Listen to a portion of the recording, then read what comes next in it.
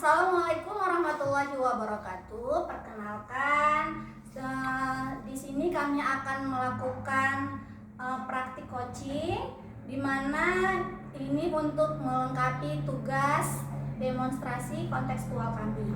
Di sini saya sebagai pengamat, nama saya adalah Fiska Kurniawati. Selanjutnya di sebelah saya adalah Bu Winda sebagai coachnya. Lalu yang terakhir itu adalah Bu Sundari sebagai coachingnya. Nah, sekarang percakapan ini akan dimulai. Assalamualaikum Bu Winda. Waalaikumsalam Bu Sundari. Iya. Gimana nih kabar hari ini? Gimana pembelajarannya di kelas? Alhamdulillah sehat Bu. Bagaimana kabarnya Ibu? Alhamdulillah sehat juga. Jadi di sini Bu, dalam pembelajaran sekarang kan kita sudah selesai nih penilaian akhir semester ganjil tahun pelajaran 2022-2023. Setelah saya koreksi dan menilai, ternyata ada satu peserta didik saya yang nilainya sangat rendah Bu, di bawah KKM. Kemudian anak tersebut memang pasif dalam pembelajaran, terus sering bermain sendiri, anaknya cenderung pendiam, bahkan sering menyendiri Bu di dalam kelas. Oh, jadi tujuan Bu Sundari kesini untuk berbincang-bincang mengenai permasalahan Ibu ya tentang peserta didik yang pasif dan nilai hasil belajarnya rendah, begitu ya Bu ya? Iya Bu. Iya. Silakan Bu, apa saja permasalahannya? Ya seperti itu Bu, anak tersebut memang kalau kita tanya Bu tidak merespon, kemudian dia kurang bergaul atau bersosialisasi dengan teman-temannya di kelas, sering menyendiri, tampak murung, kemudian setiap saya tanya apa alasannya selalu diam saja. Nah itu kemudian nilainya, baik nilai praktek maupun pengetahuannya itu selalu rendah, semua mata pelajaran. Jadi itu merupakan masalah besar bagi saya, Bu Linda. Oh iya, gitu. Menurut Bu Sundari, kira-kira apa yang menyebabkan anak tersebut sering menyendiri, murung, bahkan dia tidak mau bergaul dengan teman-temannya, Bu? Iya, saya dulu pernah Bu main ke rumah atau bersilaturahmi ke rumahnya. Saya temui kedua orang tuanya dan mereka bilang memang anak itu tipenya memang pendiam, jarang berkomunikasi dengan orang lain, dan juga sering di rumah daripada main. Memang kan seharusnya anak sebaya seumuran dengan anak tersebut senang ya Bu ya bermain dengan teman-temannya, tapi tidak dengan anak tersebut. Dia cenderung di rumah bermain dan malah sama ibunya tuh dibelikan HP. Nah tambah itu Bu, tambah dia untuk malas belajar dan bersosialisasi dengan teman-temannya. Terus saya bekerja sama dengan orang tuanya. Terus bagaimana ya Bapak Ibu kita menghadapi anak yang seperti ini, anak Bapak Ibu ini perlu kita bina, perlu kita perbaiki. Dan alhamdulillah respon mereka sangat baik Bu, menerima saya di sana dengan sangat baik seperti itu. Jadi Bu Sundari sudah menemukan ya penyebabnya dari anak tersebut, yaitu tadi memang faktor dari sifat si anak itu sendiri. Memang asli memang dia cenderung pendiam, tidak mau bergaul, bahkan ditambah lagi dengan pemberian orang tuanya HP ya, jadi semakin membuat anak itu tidak mau bersosialisasi dengan teman-temannya. Oke, jadi sudah ketemu tuh ya titik temu penyebabnya. Terus rencana aksi Ibu selanjutnya apa yang akan Ibu lakukan nih untuk mengatasi masalah anak tersebut, Bu? Ya, setelah saya berkoordinasi dengan kedua orang tuanya, saya di kelas melakukan pendekatan personal Bu, secara hati ke hati kan. Memang anak tersebut saya panggil ke ruangan saya, ke kantor untuk membicarakan kenapa melakukan hal tersebut, apa yang dia suka dari pembelajaran, apa yang tidak suka dari pembelajaran. Dia mau Bu bercerita, dia punya alasan sendiri Bu kenapa malas belajar, malas aktif dalam pembelajaran, hanya diam saja ketika teman-temannya mungkin rebutan menjawab, atau bahkan ingin menjawab yang duluan, ingin pulang duluan, tapi dia tidak merespon karena memang dia kurang perhatian sebenarnya Bu dari orang tuanya. Orang tuanya itu kedua-duanya kerja semua, jadi dia sendiri, tidak punya adik, tidak punya kakak, artinya dia tidak punya orang yang mau memperhatikannya. Dia merasa seperti itu, padahal orang tua bekerja kan memang untuk anak yang biasa, tapi dia kurang perhatian. Saya tanya, memang saya kurang perhatian Bu dari orang tua gitu. Kemudian langkah-langkah saya yang akan saya lakukan untuk menghadapi anak tersebut adalah Tadi yang pertama melakukan pendekatan personal. Kemudian yang kedua, saya tahu oh dia ini kurang perhatian, terus dia bilang kalau pembelajaran ibu ini kurang kreatif, katanya seperti itu, kurang ini bu, monoton. Jadi saya berpikir oh berarti pembelajaran saya harus lebih beraneka ragam, artinya metode pembelajaran saya harus beragam dan menarik. Kemudian saya juga menerapkan pembelajaran sosial emosional. Supaya apa? Supaya keadaan psikologis anak-anak bisa saya perbaiki, saya bimbing dalam pembelajaran supaya mereka lebih semangat lagi dalam belajar. Kemudian menggunakan media pembelajaran Bu. Ya kan sekarang kan anak-anak suka dengan HP, lihat video TikTok dan sebagainya. Nah saya membuat video pembelajaran juga Bu nanti. Kemudian membuat gambar-gambar yang variatif, yang relevan dengan pembelajaran. Kemudian merancang alat peraga, mungkin kalau dijelaskan dengan pembicaraan atau ceramah mungkin anak-anak bosen, ngantuk ya Bu ya.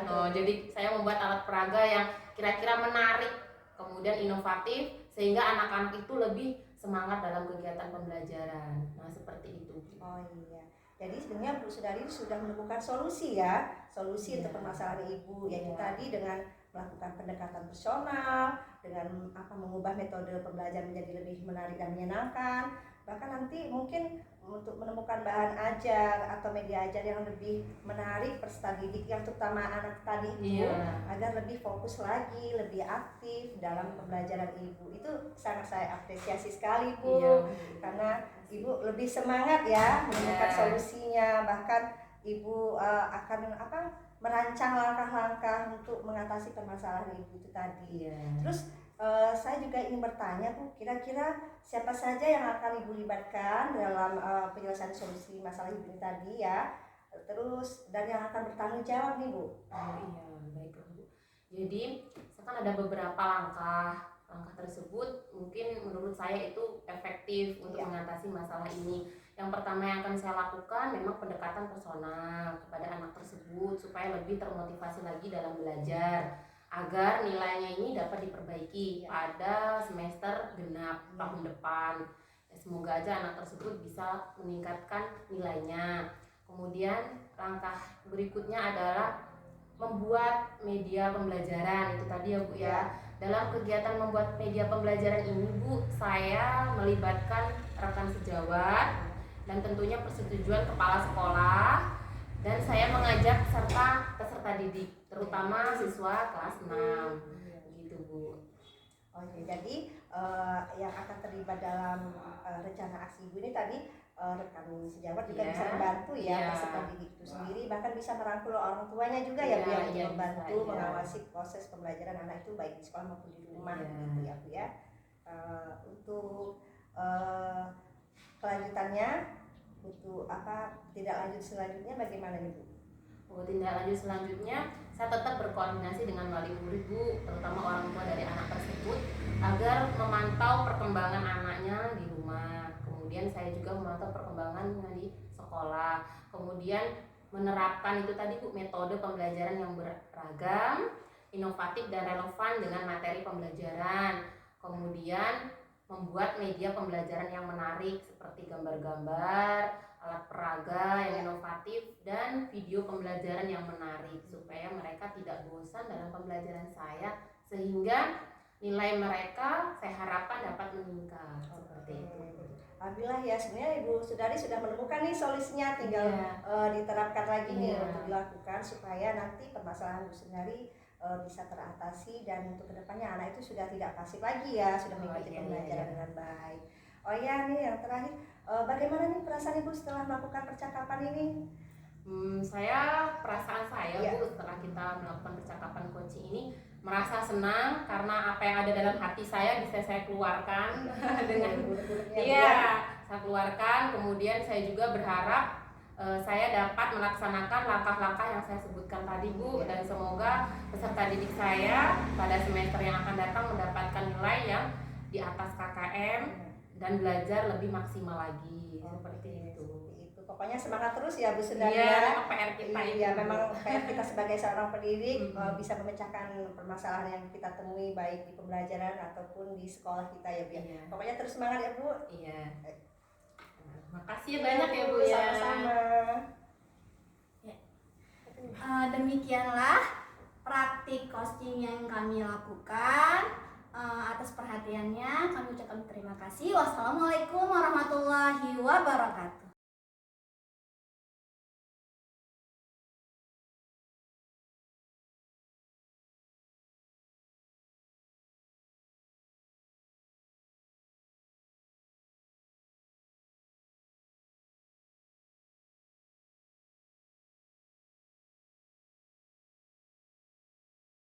Assalamualaikum warahmatullahi wabarakatuh. Kami calon guru penggerak dari Kabupaten Lampung Utara Angkatan 6 akan mengimplementasikan praktek coaching pada hari ini. Perkenalkan, saya Sundari, calon guru penggerak dari UPTD SDN 1 Karya Sakti akan berperan sebagai observer. Dan teman saya bernama Fiska Kurniawati, CGP Angkatan 6 dari SDN Sumber Arum. Di sini peran saya adalah sebagai coach. Perkenalkan, nama saya Winda Octavia, saya CGP Angkatan 6, berasal dari SD Negeri 3 Papanbejo. Saya berperan sebagai coach. Baiklah, video praktik kucing pada hari ini akan segera dimulai. Silahkan. Assalamualaikum Fiska. Waalaikumsalam warahmatullahi wabarakatuh. Apa kabar Bu Indah, sehat? Alhamdulillah sehat Bu. Ibu sendiri bagaimana? Alhamdulillah saya juga sehat. Ya, tujuan Bu Indah ke sini, apa yang ingin dicapai Bu Indah? Tujuan saya ke sini ingin ngobrol-ngobrol Bu tentang permasalahan di kelas saya, terutama ada masalah yang saya hadapi. Jadi ternyata di kelas Ibu ada masalah yang Ibu hadapi ya Bu Indah Iya, ya? benar sekali Bu. Iya. Kalau boleh tahu, apa Bu Indah permasalahan yang dihadapi di kelas Ibu?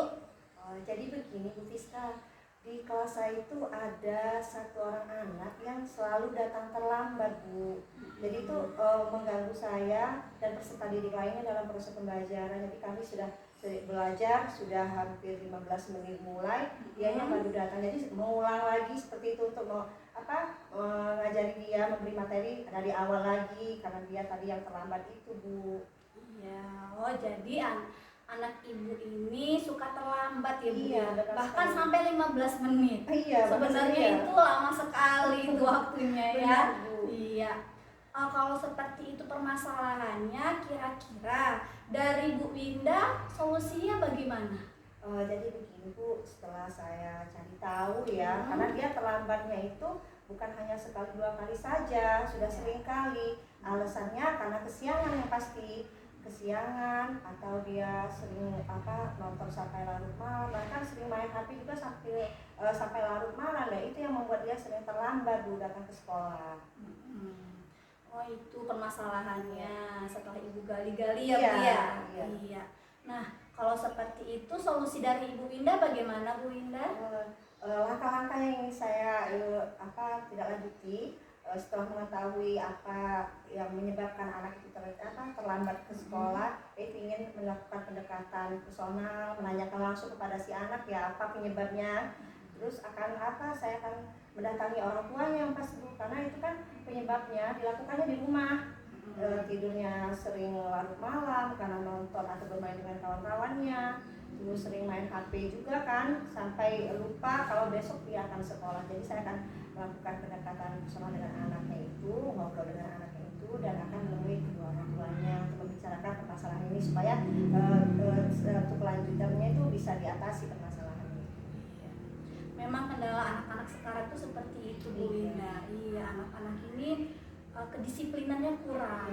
Peran orang tuanya juga ternyata kurang juga di rumah. Apalagi dengan hadirnya zaman sekarang ya, abad 21 ini, handphone ini memang mengganggu sekali Bu Winda. Iya. Selain itu ada langkah-langkah yang lain Bu Winda? Iya, mungkin sempat terpikirkan ya Bu ya, selain menemui orang tuanya, saya juga akan memberikan tugas secara berkala. Jadi anak ini nanti akan merasa bertanggung jawab untuk melaksanakan tugasnya di rumah gitu ya, akan memberikan dia jadwal untuk belajar ini akan diselesaikan dari jam sekian jadi dia tidak ada waktu untuk memikirkan HP atau nonton sampai larut malam. Ya itu tadi dengan bimbingan orang tuanya juga tentunya harus bekerja sama dengan orang tuanya. Jadi walaupun orang tuanya di rumah, kan orang tuanya kebetulan kerja semua ya Bu ya, jadi pulangnya hampir maghrib. Mungkin mereka tidak terlalu bisa mengawasi anak-anaknya apakah sudah tidur atau belum, sampai anaknya sering sekali terlambat, itu kan mungkin pengawasannya kurang. Jadi itu langkah yang akan saya lakukan, yaitu bekerja sama dengan orang tuanya, memberikan anak juga tugas serta tanggung jawab agar dia bisa ada kegiatan yang positif di rumah, jangan tidak menghabiskan waktu sia-sia hanya untuk nonton ataupun main HP aja. Betul sekali, itu penting banget ya Bu ya, untuk disampaikan juga kepada anaknya, kepada orang tuanya, karena tadi memang peran kita juga tidak hanya kita yang berperan, tapi juga orang tua. Lalu tadi Bu Indah juga akan memberikan tugas-tugas ya, untuk memotivasi ya Bu ya. Benar sekali Bu Fiska. Iya. Ada lagi yang lain Bu Indah? Ya itu tadi saya juga bukan hanya dengan anak tersebut saja, akan saya lebih tekankan kepada peserta didik semuanya yang ada di kelas, karena itu merupakan salah satu keyakinan kelas yang telah kami buat secara bersama-sama, yaitu disiplin. Datang tepat waktu di sekolah itu kan merupakan sesuatu yang sudah disepakati bersama dan harus dipertanggungjawabkan tentunya ya Bu ya. Jadi itu merupakan salah satu langkah yang akan saya lakukan. Ya, bagus sekali Bu Indah. Memang anak-anak ini ketika sudah membuat keyakinan kelas, selanjutnya mereka harus bisa menjalankan. Iya, bagus Bu Indah. Memang itu perlu sekali ya. Berarti nanti untuk permasalahan yang Bu Indah hadapi ini, kira-kira pihak-pihak mana saja yang akan Ibu libatkan? Terutama yang akan saya libatkan peserta didik semuanya di sekolah itu akan saya libatkan. Orang tua murid pastinya, orang tua ini, Pak murid yang ada di kelas, saling mengingatkan, mengawasi anak-anak baik di sekolah maupun di rumah, juga kepada rekan sejawat guru lain serta kepala sekolah. Biasanya kan sering diingatkan juga untuk datang tepat waktu ketika upacara ya, secara bergantian kepala sekolah maupun guru kan sering jadi pembina, itu mereka akan selalu mengingatkan ketika memberikan sambutan pada upacara gitu. Jadi mereka akan terlibatkan dalam proses penyelesaian masalah saya. Iya, bagus Bu. Itu menurut saya sudah bagus. Memang perlu ketika upacara itu sering-sering disampaikan, karena namanya anak-anak ini beda ya sama kita menyampaikan ke orang dewasa. Kalau anak-anak ini harus sering-sering kita diberitahu.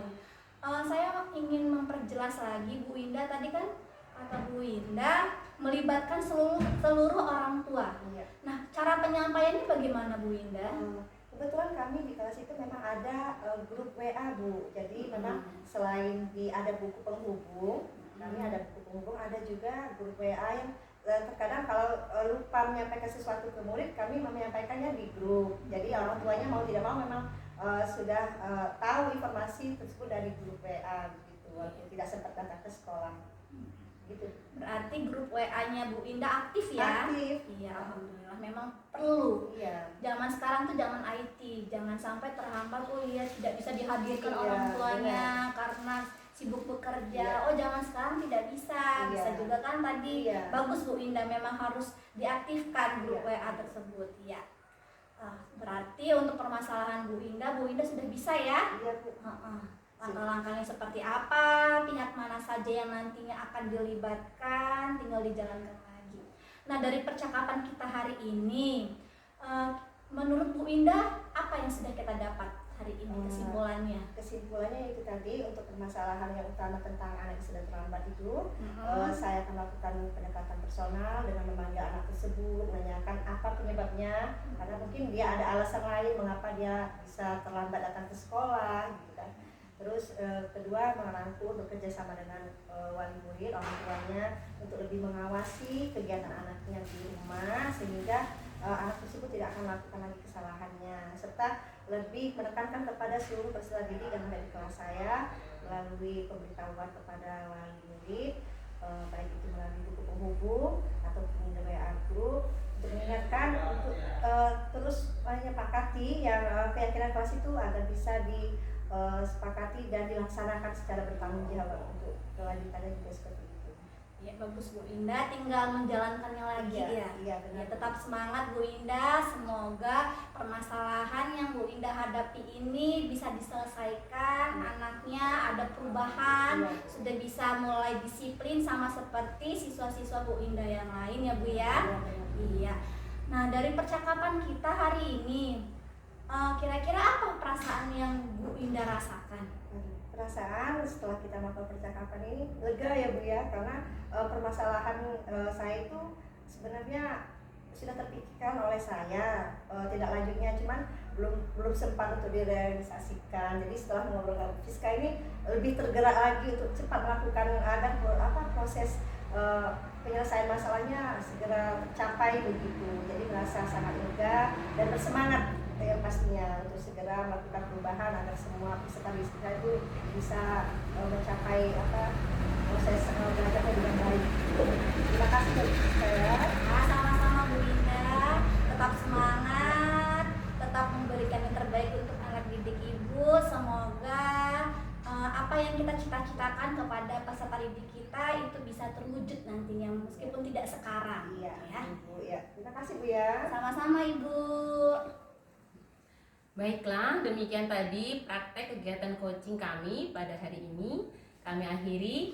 Wassalamualaikum warahmatullahi wabarakatuh.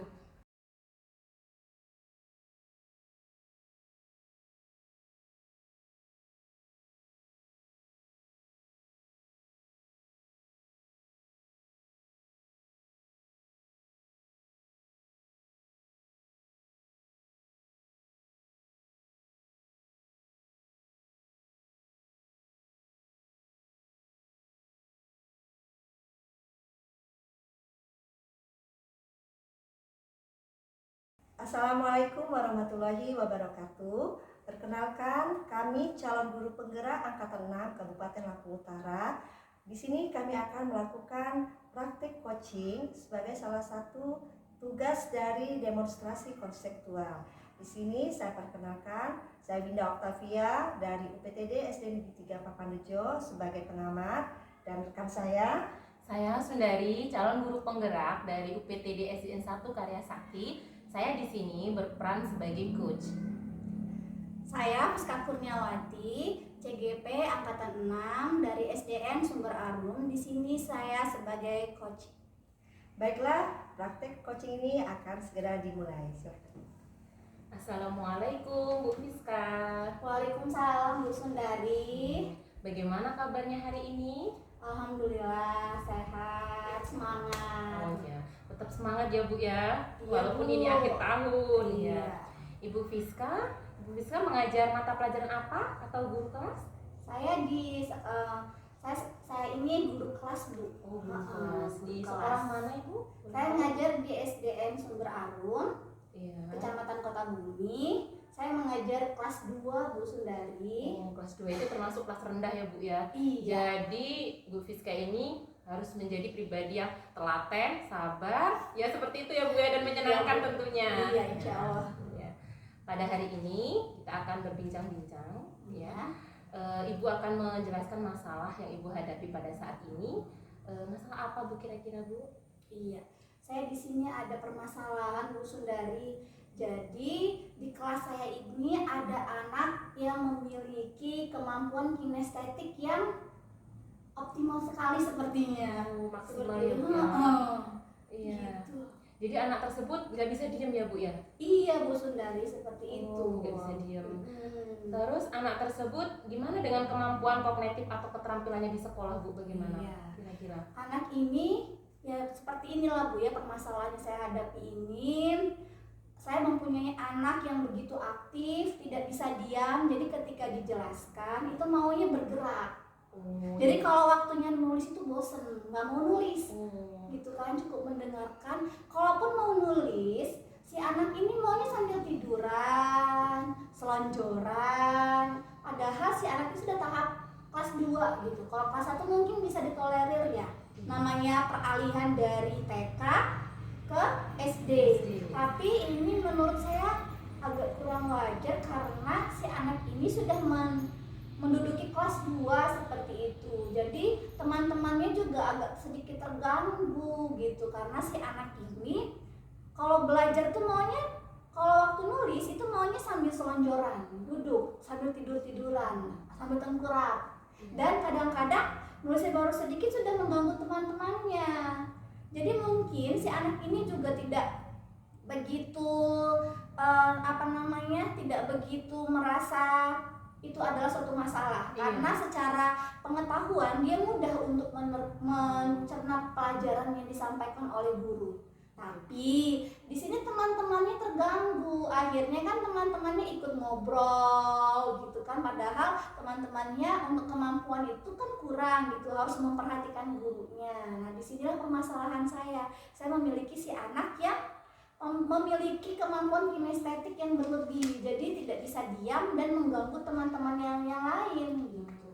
Oh, jadi ibu punya permasalahan bahwa salah satu peserta didik ibu ada yang mempunyai kemampuan kinestetik yang berlebihan seperti itu Bu ya. Iya Bu. Selalu bergerak, terus merugikan teman-temannya karena mengganggu ya Bu ya. Iya. Dia tidur, menulis sambil tidur, kemudian berbuat sesukanya di dalam kelas ya Bu ya tentunya ya Bu ya. Iya, Nah Bu. itu memang cukup sulit ya Bu ya permasalahan tersebut, jadi perlu semangat dan kesabaran ibu.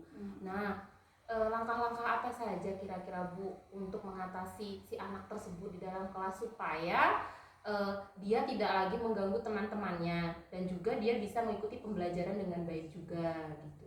Iya.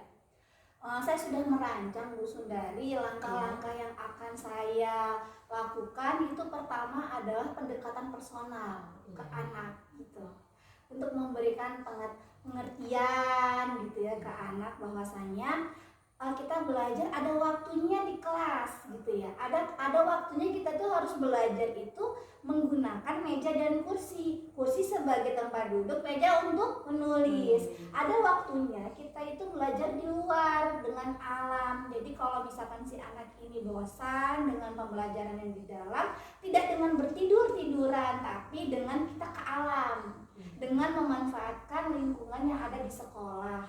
Itu yang akan saya melakukan pendekatan ke si anak. Lalu juga pendekatan ke orang tua Bu Sundari, untuk memberikan pengarahan, pengertian bahwasanya hal seperti itu tidak baik gitu ya. Karena namanya di sekolah ada tata tertib begitu. Jadi kalau kita bekerja sendiri agaknya lebih sulit gitu ya, harus ada kerjasama dengan orang tua untuk memberikan pengertian ke si anak. Jadi tadi saya mendengar ada pendekatan personal. Kira-kira Bu, pendekatan personal yang seperti apa yang akan Ibu lakukan ke si anak? Kemudian apa sih, Ibu tahu tidak alasan kenapa dia bisa mempunyai tindakan seperti itu? Artinya anak itu kenapa bisa dikatakan hiperaktif ya Bu ya? Anak tersebut hiperaktif itu apa alasannya dan kemudian pendekatannya seperti apa? Itu mau dijelaskan. Iya, pendekatan personal yang seperti apa itu sebenarnya saya sudah baca juga dari latar belakang si anak dulu kelas 1-nya seperti apa.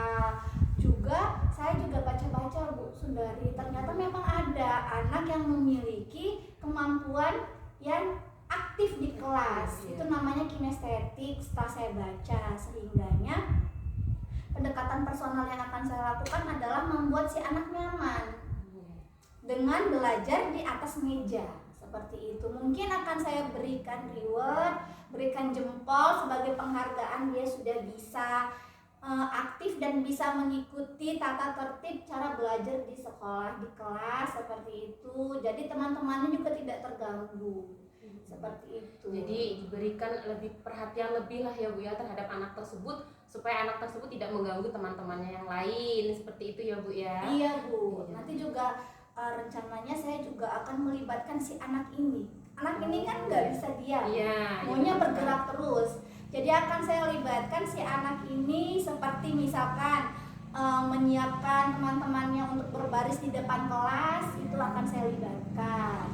Terus juga nanti ketika menjawab pertanyaan, karena anak ini sebenarnya cerdas Ibu ya. Iya, hanya saja si anak ini tidak bisa diam, tidak bisa diamnya ini merugikan teman-temannya yang lain karena teman-temannya akhirnya tidak bisa konsentrasi. Jadi sepertinya akan saya libatkan ketika untuk menjawab pertanyaan gitu kan. Jadi untuk memancing si anak agar lebih aktifnya itu terarah, itu akan saya berikan pertanyaan-pertanyaan juga nanti misalkan ada namanya memimpin doa ketika mau belajar dan mau pulang, itu si anak akan saya libatkan.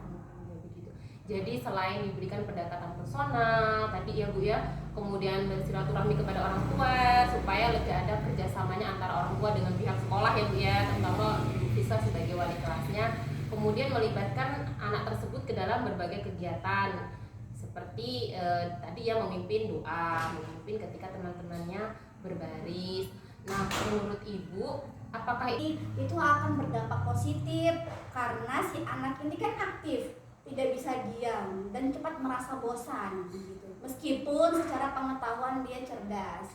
Jadi kenapa dikatakan berdampak positif? Karena keaktifan si anak ini terarah ke yang positif, seperti itu Bu Sundari. Oh ya, jadi kesiapan belajar, minat belajar dan profil belajar peserta didik tersebut bisa tersalurkan ya Bu ya secara maksimal tanpa mengganggu teman-temannya. Nah, sangat inspiratif dan bagus sekali itu rencana Ibu ya. Kemudian rencana Ibu ini akan Ibu laksanakan kira-kira kapan Bu? Iya, saya akan coba di minggu depan Bu. Minggu depan ya Bu ya. Ya, jadi setelah kita selesai melakukan kegiatan penilaian akhir semester ya Bu ya. Iya, Bu. Nah, jadi di situ Ibu akan melibatkan berbagai pihak atau Ibu sendiri yang akan melaksanakannya kira-kira Bu? Iya. Ada pihak-pihak yang akan saya libatkan Bu ya. Pertama adalah si anak sendiri. Ya, si anak sendiri itu adalah yang terlibat. Yang kedua adalah orang tuanya. Karena apa? Karena kita guru dan orang tua di rumah itu seperti ayah dan ibu. Ya, kita adalah sebagai ibunya dan mereka adalah sebagai ayahnya. Jadi meskipun sebaik apapun rencana kita, kalau tidak melibatkan pihak dari orang tua, nampaknya itu dampaknya akan kecil gitu Bu. Jadi kita perlu pihak dari orang tua juga, seperti itu Bu sebenarnya. Jadi Ibu nanti akan melibatkan orang tua dari si anak tersebut ya Bu ya. Iya, supaya di rumah bisa mengawasi kegiatan apa saja yang dilakukan oleh anaknya tersebut, kemudian bisa membimbing ke pembelajaran yang lebih baik lagi, kebiasaan yang lebih baik di rumah. Kira-kira kalau seperti ini tidak boleh, seperti itu boleh, seperti itu Bu ya. Jadi membantu, memang orang tua itu sangat membantu kita sebagai guru dalam melaksanakan kegiatan pembelajaran yang lebih efektif lagi ya Bu ya. Iya, Bu. Jadi nanti ketika Ibu melakukan kegiatan tersebut, pihak kan orang tua, kemudian anak tersebut. Kemudian apa perasaan Ibu ketika Ibu bisa menyalurkan atau kita melaksanakan percakapan pada hari ini? Iya, perasaan saya senang ya Bu ya, lalu juga lega gitu akhirnya. Nah, solusi-solusinya itu tercerahkan gitu kan, langkah-langkahnya yang akan saya lakukan untuk mengubah peserta didik saya ini bisa menjadi lebih baik lagi ke arah yang positif, seperti itu Bu Sundari. Ya, yang terakhir nih Bu Fiska ya, kita kan sudah melakukan percakapan ya kurang lebih lama ya Bu ya. Nah, hasil apa yang Ibu peroleh dari hasil percakapan kita pada hari ini? Hasil yang kita peroleh adalah langkah-langkah untuk menyelesaikan permasalahan yang saya alami di kelas saya, terutama ke peserta didik saya yang aktif ini Bu, yang memiliki kecerdasan kinestetik gitu. Jadi seperti itu ya. Langkah-langkahnya sangat inovatif dan menantang. Semoga dengan Ibu melaksanakan langkah-langkah tersebut secara terstruktur dan inovatif, anak tersebut bisa dapat berubah ya Bu ya. Setidaknya bisa tidak mengganggu temannya, kemudian hiperaktifnya atau kinestetiknya itu bisa terarahkan ke hal yang lebih positif lagi. Itu harapan saya Bu, harapan besar ya, saya. semoga itu bisa terwujud ya Bu Fiska ya. Amin. Ya. Terima kasih banyak ya Bu Fiska. Ya, saya Bu yang terima kasih Bu yang sudah diarahkan. Iya. Demikianlah pelaksanaan praktik coaching sebagai salah satu bentuk pemenuhan tugas demonstrasi konseptual dalam program calon guru penggerak Angkatan 6 Kabupaten Lampung Utara. Dan kami akhiri, billahi taufiq wal hidayah. Wassalamualaikum warahmatullahi wabarakatuh.